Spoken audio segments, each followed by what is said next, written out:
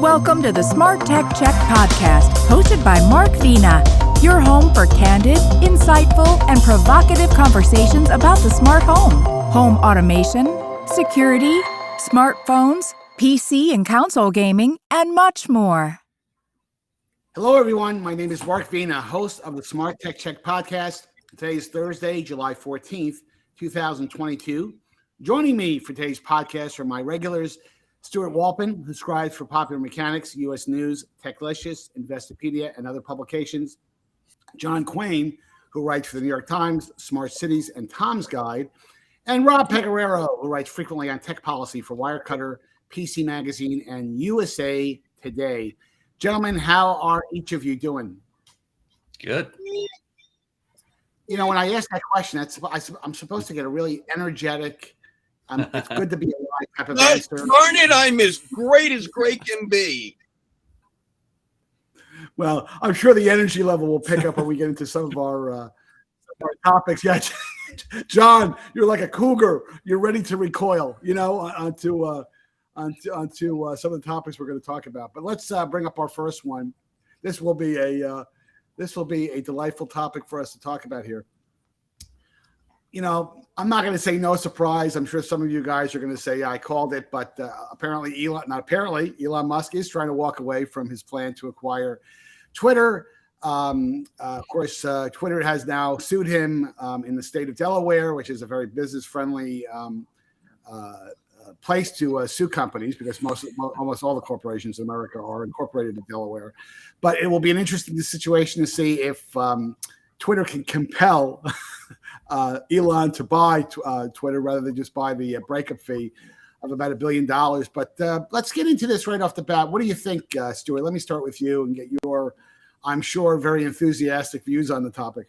I'm shocked to find that Elon Musk doesn't want to buy Twitter. We've been talking about this for weeks, and all of us agree that this was a horrible idea, and once he actually got into this, he would want no part of it. But the other side of this is, if he doesn't want to buy it, why is Twitter trying to force him to do so? I mean, you want to put a guy in charge of a company who doesn't want to be in charge of the company? So this whole thing is just so stupid, except that there's so much money involved. So you want to hope that justice is done, but if I were Twitter, I would just try to collect some money from him and then find somebody else to buy. Well, honestly, I'll just jump in before I ask Rob for his reaction to this, is that there's a lot of good reasons for why Twitter wants this to happen from a shareholder standpoint, because, it is not a very profitable company. The company has been losing money. Plus the offer that he made is 30% over the market price. So, I mean, the market price is $36, and he's paying him $54 a share. So, yeah, it makes perfect sense. But, well, if you're a starving man and you can't get a hold of filet mignon, tuna fish looks pretty good. So that would be my sophisticated shareholder response to that. Rob, what is your thought on the Elon Musk saga? Yeah, so I finally got around to reading the entirety of the lawsuit Twitter filed, and the proceeding is an amusing read, which I don't usually say about legal filings. Certainly the only lawsuit I have ever read that includes screenshots of tweets with poop emoji. It basically amounts to Elon Musk is completely out of his depth, has no clue what he's doing, is materially unqualified and unfit to run this company, and we want to make him buy the company anyways. I think obviously what's going to happen at some point is he's going to have to write an enormous check, much bigger than $1 billion, to make this whole thing go away, because, what is he doing?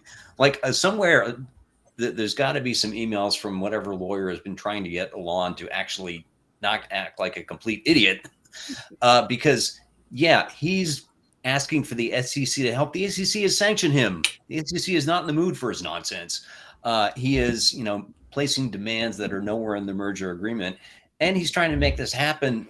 Delaware courts, my understanding is that state got to be what it is. The whole business-friendly climate is a deal, and certainly one negotiated and agreed upon by lawyers. So completely stupid move by Elon Musk, which I hope at some point he steps back and realizes, yeah, there are limits to what I know, and maybe I should listen to the experts before deciding that something is possible when everyone is telling me it's not possible.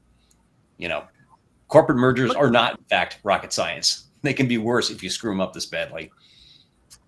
But John, let me ask you a question. And again, I don't want to take Elon Musk's side because that's what you guys will accuse me of. But does Twitter really want to go through the discovery process in this lawsuit?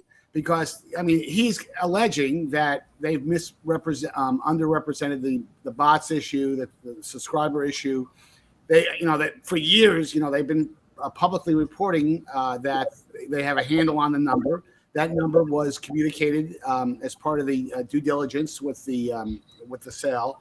And Elon Musk is essentially saying, you know what, whatever formula you're using, whatever spreadsheet you're using that's lurking around, that number is way, way, way underrepresented. So I guess my question is to you, John.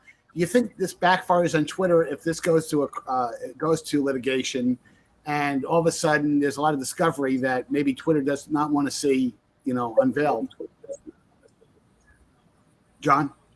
I don't think so. I mean, this was done as is, so that issue isn't even relevant. If you look at the original signing, it's not even relevant. It's not in there. He can't raise it. Not an issue.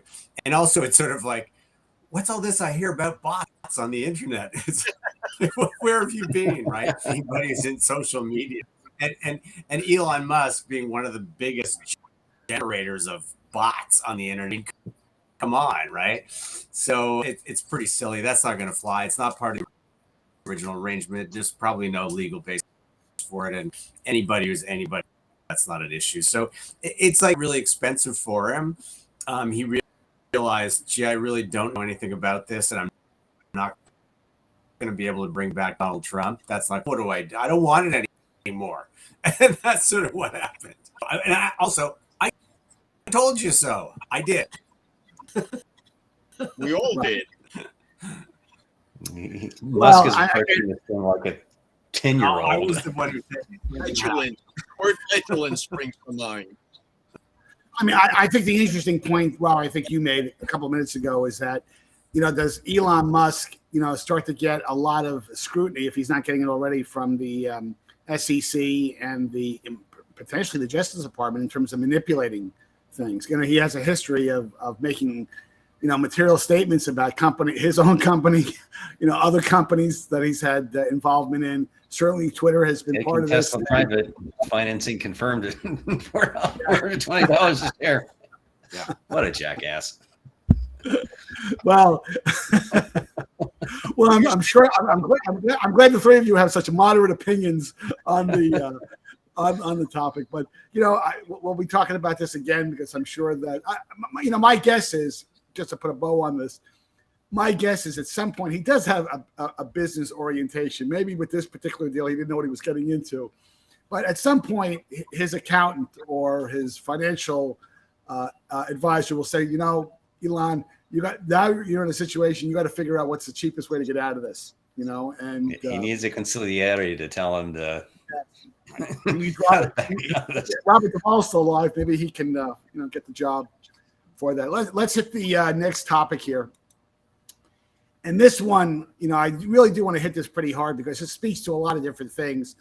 Jonathan Ive, the legendary, iconic designer at Apple, has been with the company for 27 years. The last few years, he's been kind of on, since Tim Cook came in to take the reins from Steve Jobs.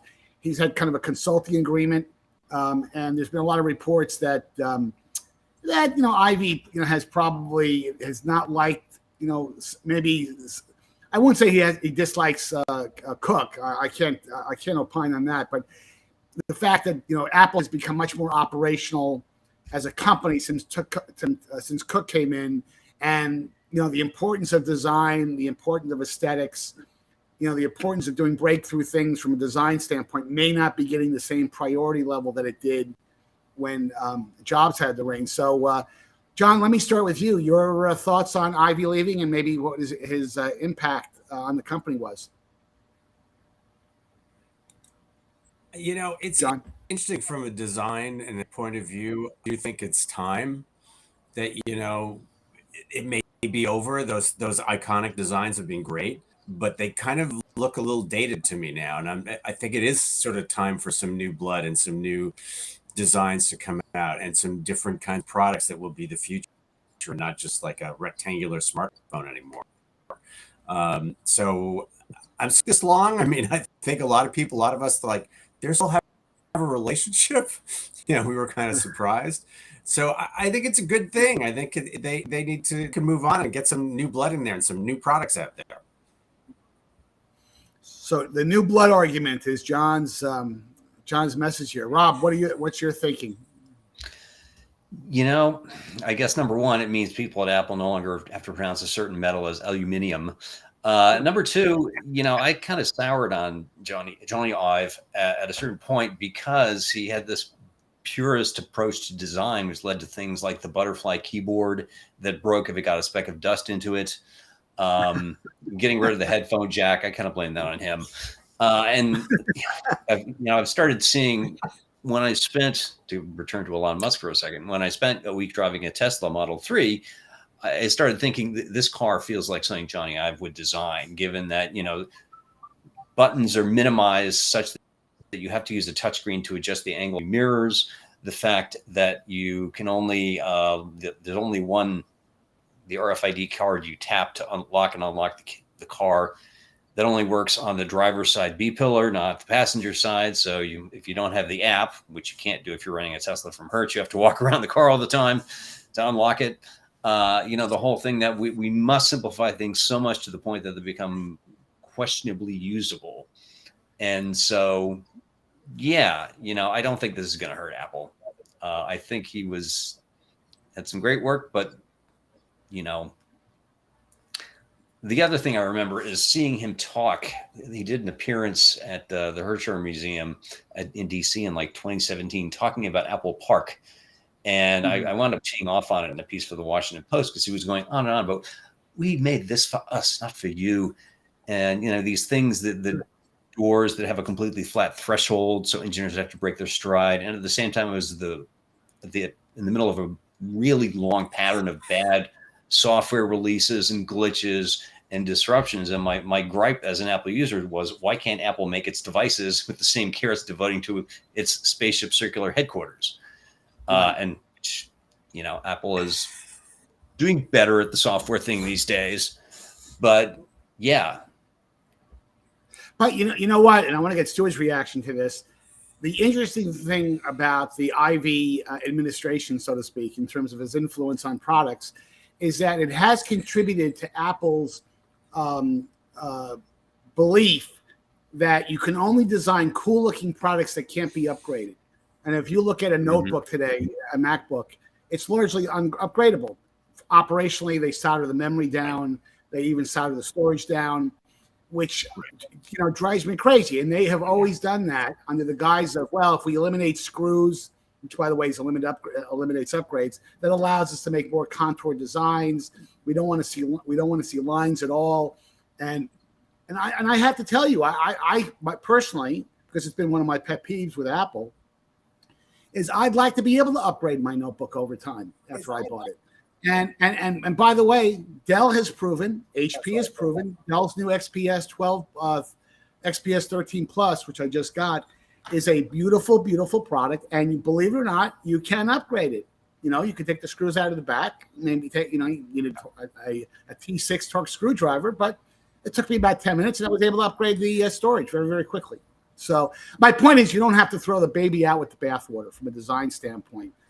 Stuart, your thoughts on this topic? Well, a couple of things. First, on the upgrade bit, that might not have been Ivy's decision. That may have been a corporate decision to disallow upgrades because they want to sell you an upgraded product as an old product.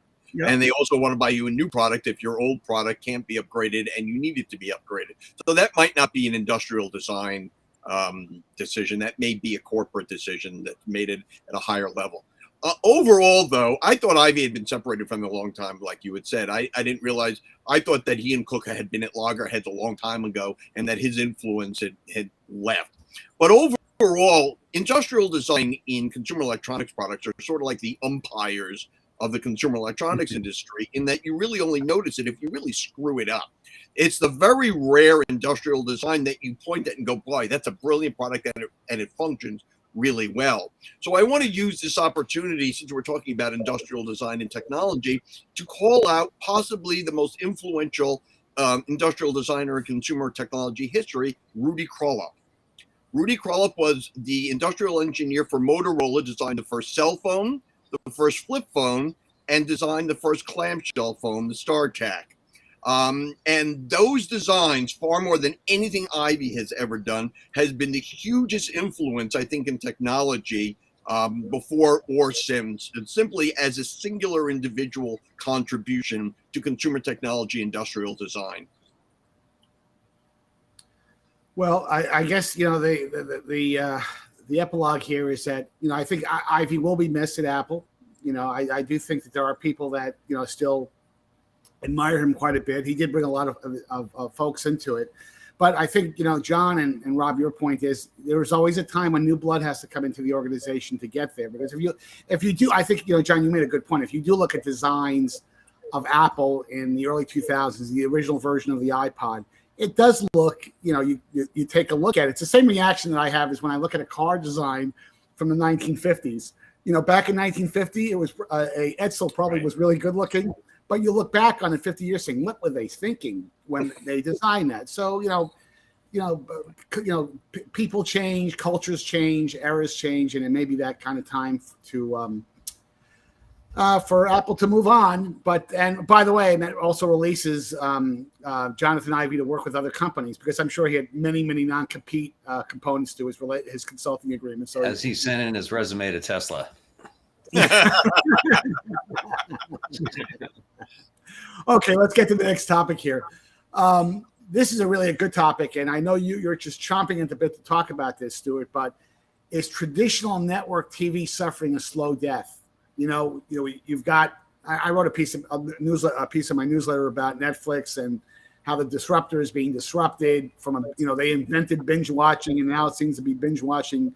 It's kind of falling out of favor. But Stuart, let me get your reaction to this. And is the traditional way we consume television, is it pretty much over?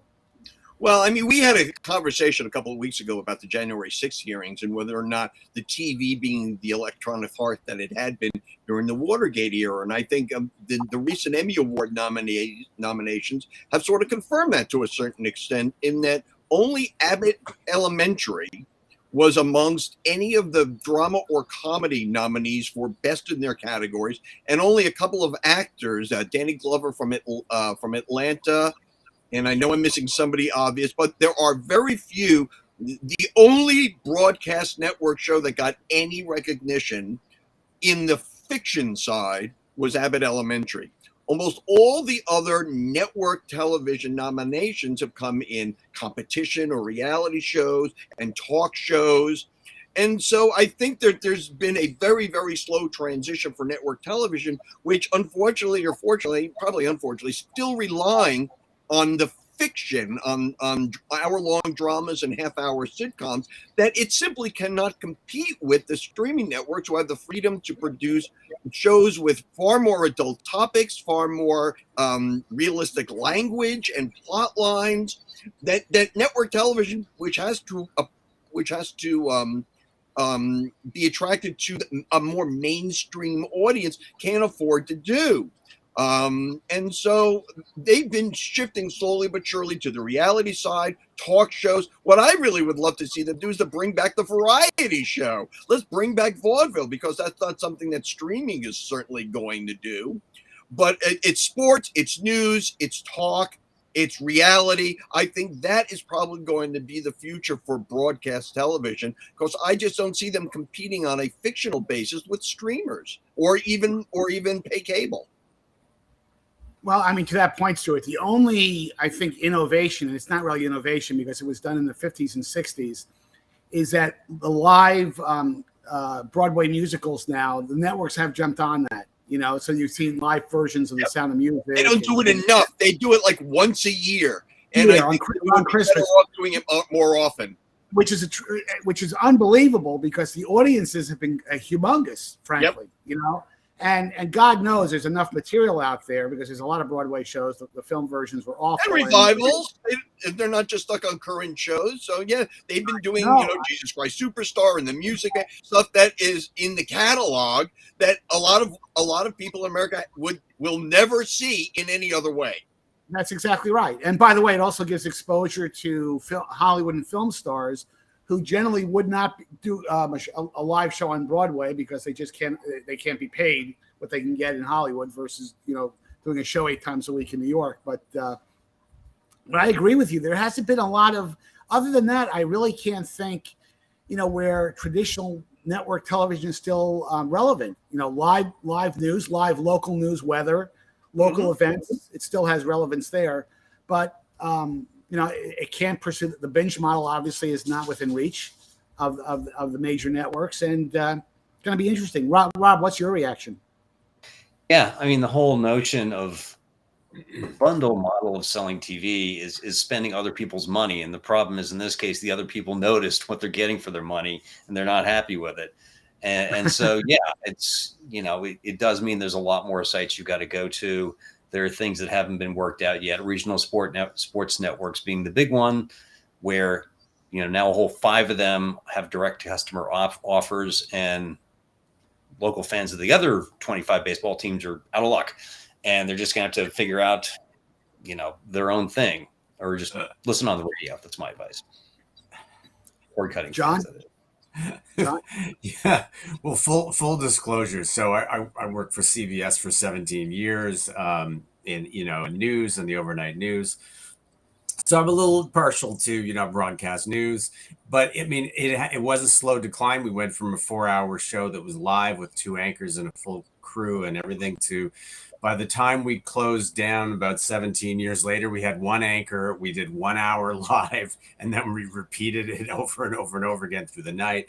Definitely reduction in facilities and budgets and things like that. However, all that said, they are killing it in news. I mean, they're not only barely surviving, like look at the people that have tried to do digital streaming news. Fail, right? So, CNN being, the one recent one. So broadcast news still wins there. Sporting events, I'm not convinced. I'm not going to, I'm not a baseball fan, but I am a tennis fan and Formula One and FNL. I'm not going to buy separate packages for each of those. I'm already paying for Hulu and Disney and Netflix, and it's driving me crazy. So I think it has been a slow decline for some things, but to Stuart's point, they need to find this new thing, and whether that's a variety show or more of the reality shows that they hit on some formula. There's probably some 22-year-old out there that's going to hit on that right new formula for TV, and just boom, it's going to be a thing. But they definitely way past the heyday, that's for sure. But what's interesting before we go on to the next topic is that because you just struck something with me, John, that just I have to get off my chest, is that traditional TV, the traditional networks, when something tragic has happened in this country, the TV is really, live TV is really the only way to unite the country, whether it was through 9/11, where there was nonstop coverage, where, essentially it was pulling people together that was in disparate parts of the country that wanted to know what was going on in New York during those tragic days. The Kennedy assassination, people still remember the nonstop, that really invented the whole live nonstop coverage with Walter Cronkite and his ability to, and the other network anchors at the time on ABC and NBC. But it still has that consequential value with live events when something happens. Some people will turn to the cable networks. Yeah. A lot of people will turn to the cable network, but they'll still turn. Many of them will still turn to the major networks for their information to unite the country. So I think I hope that that stays true. Well, I think of the cable networks as broadcast news. I mean, they're not broadcasting strictly speaking, but they have a path on the regular things, the traditional way that we would do that too. But absolutely, I was sitting in the studio when TWA Flight 800 crashed, blew up in the air. And then we went and changed everything that we were doing I featured the poor kids that were in that French class. I'll never forget them. that plane, and Heaven's Gate and things like that, where we were live on the air, that I remember doing. Absolutely. So, and I think you're right. That's still the case. If something happens here in New York, I switch on the news and I go to one of the channels and I start flicking through to see what happens. Yeah. I don't check out what's online, because by the time Google News posts it, it'll be over, So. Right. Exactly. Let us hit our last topic here. And that is, John, I know you're chomping at the bit to talk about this. There was some, I wouldn't mention who the publication was unless you want to bring them up. But there was an interesting article about that the future of cars has this looming subscription nightmare coming. And John, I want to get your view on this because you're a resident car guy who knows quite a bit about the topic. But I will say, as a new car buyer, relatively new, I got a brand new Audi about 5 or 6 months ago. I cannot tell you the number of emails that I've gotten that is asking me to extend my subscription with the built-in Wi-Fi capability, which, by the way, is not cheap. I think they want $300-400 a year, for that. And I'm already, subscribing to a Sirius, satellite television, radio. That's got me on a number of other subscriptions that I access through Apple CarPlay on my iPhone device. And I guess the question is that, from a car future standpoint, is really going to be all of a sudden now the car is going to be your next iPhone with a bunch of applications that you have to pay for on a monthly basis, or is it going to become hey, I got to now spend $1,000 a year just to drive my car? Right. Absolutely not.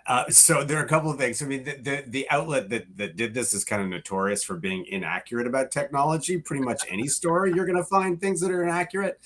And there was a goofy little thing that a company tried, and Mercedes, I think, tried to get people to subscribe in Korea to a service, and that's what it's all based on. But look, all the cars of the future need to be connected. And there is no way that you're going to be able to drive a car that isn't connected, and they're not going to subscribe to that. That's just automatic. So, in terms of safety features and maps and navigation, it absolutely needs to know where it is to do all those things. So that's just not going to be a subscription. The other element is the smartphone that you just alluded to, right? I've got it on my dash. I'm using Waze. I don't need what they have in the head unit in the car. I don't actually need any of their traffic data. Mine is much more accurate, much more up to date in the minute. And so those two factors are colliding. We talk a lot about what was called the e-horizon, which is that connected car knowing what is happening in cars down the road. All that is coming and it's starting to happen now. You can't pay a subscription for that. That is just going to be automatic. So, John, you don't believe that at some point there will be services in the car that, unless you pay a subscription for, getting great connectivity access is not a problem today with 5G enabled phones. It's just as good as Wi-Fi, depending on where you live, of course. But do you think that the car manufacturers will say you cannot utilize this feature in the car unless you subscribe to our Wi-Fi in the car, and by definition, our internet service that we've built into the car? You think that might happen? I think that when you get to, more autonomous vehicles, or even like highway autonomy, where you're spending an hour where you don't really need to pay attention to what's going on, then there might be subscription services like Sirius XM, but look, I didn't up my Sirius XM subscription. I mean, it lasted 3 years in the car, and then it was like, bye-bye, there may be things like Netflix or something like that. But again, with that smartphone in the car and the 5G service, and the kids in the back seat don't care. They're watching their own phones and they're watching stuff on there. There's no way that Ford is going to make you pay for that. So, I mean, it's just a cute little idea, but it hasn't done very well. And if you look at churn on these things too, people don't keep OnStar, they don't keep Sirius FM. Right. They let them go.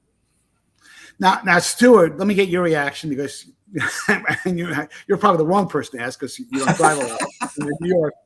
But if you kind of play this out to where cars will be going, because self-driving cars are going to happen. Again, we can argue about when it's going to happen, but it's going to happen.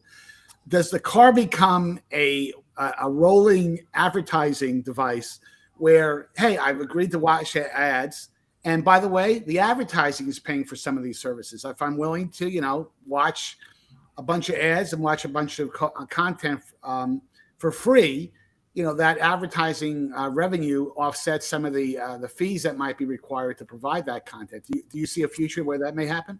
This is a question, and I think this entire topic runs along the line of, can I predict who's going to win the pennant in 2025? There are so many possibilities, and as a technology historian, I hate to say never say never. If you had asked me when I was 20 years old whether or not airlines would ever charge me to check bags, which they have to do, I would have said, why would they do that? Now the car market is completely different. You really need to have these charges that everybody has to play along. And unlike the airline industry, which is where you have to check bags essentially, and eventually they'll charge you for carrying on, the car market has way too many players in order for the entire industry to set any kind of baseline for any of these services. I think the kinds of services that they might try to do is not the kind of add-ons like Netflix or SiriusXM, but heated seats. Whether or not the rear view camera works.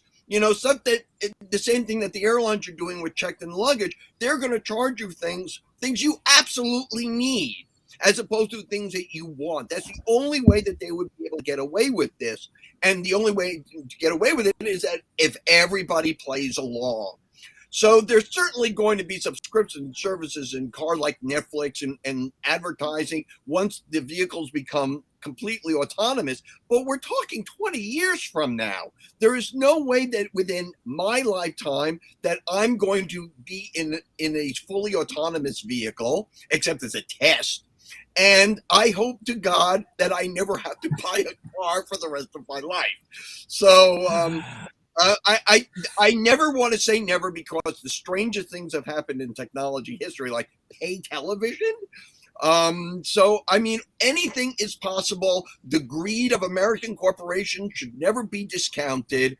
I just don't think it's anything that I'm going to need to worry about, or even you're going to need to worry about for some time. It may come in dribs and drabs like the boiling frog, but I don't think it's going to be anything major. There's simply too many car makers, too many used cars on the market where you won't have to do this. I just think there's too many people who won't need it or don't have to do it to make it a universal or an industry-wide trend. Rob, take us home on this. I'm so glad you used the phrase 20 years from now. It's one thing if you're going to charge a subscription for an ongoing service, something that is being provided day by day, but to turn something that you own into something that you rent, what's going to happen at some point is the server that regulates whatever DRM governs, digital rights management, governs the seat warmers or whatever, is going to be decommissioned. And then you won't be able to use that part, even though the hardware is there and it works perfectly fine. Although presumably at that point, you'll be able to, take your car. Hopefully your local mechanic also has a white hat hacker on staff at that point who can unlock the feature for you. Obviously there are things that are provided as a service, and, you can justify paying for on a monthly or yearly basis. And other things, no, they're part of the car and you shouldn't be paying to rent them. This is something hopefully you pay for once and then keep for a good long time. And I would caution automakers tempted to do the car as a service. CAS, is that a thing? I don't think, no one's yet made that work, and I don't see how people will, unless, of course, you count taxis. Well, I knew that was going to be a spirited discussion, and we'll see. We'll come back when we do this podcast in 2042. We'll see how right. See how wrong or right we are. But guys, listen, thank you for taking the time to join me for today's podcast. For our viewing and listening audience, thanks for making the Smart Tech Check podcast part of your day or commute. Please make sure that you hit the like and subscribe buttons at the end of today's podcast, and don't forget to follow me on Twitter at Mark Vina Tech Guy.